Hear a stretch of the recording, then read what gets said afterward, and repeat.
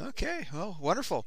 So that's all the time we have for today's show. But before we end, I want to we have our pick of the show. Uh, I'll s- uh, I'll start off.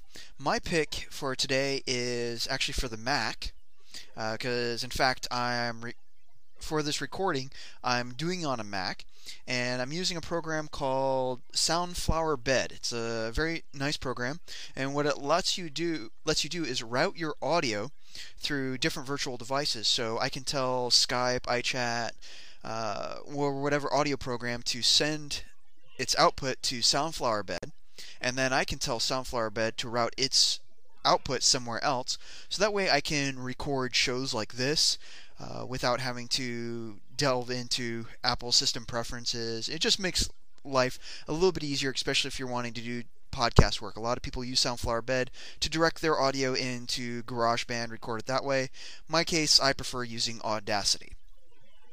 Well, that's my pick, and for our first time, I won't put any pressure on you, but do you have a pick that you'd like to share with the audience? I guess I have more of a tip, maybe. Okay, well, tip is great, wonderful.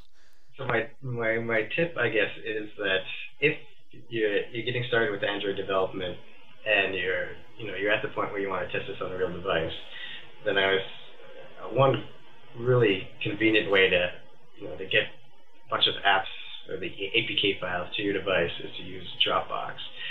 So I have Dropbox basically installed on my desktop. You just compile the file, drag and drop it there, and then there's a great Dropbox app for Android that basically seconds later these files will show up on your phone. You just click and install it, and then you're testing your app.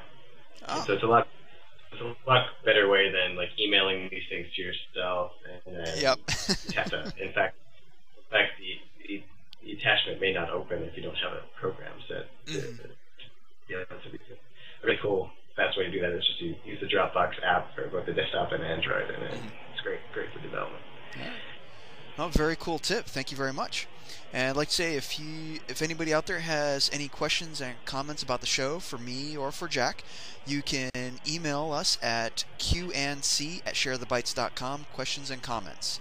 Well, thank you very much, Jack. Glad to have you on the show, and hope we can get you back another time. Yeah, sounds good. Thanks for having me. All right. Okay. See you later. Bye. Bye.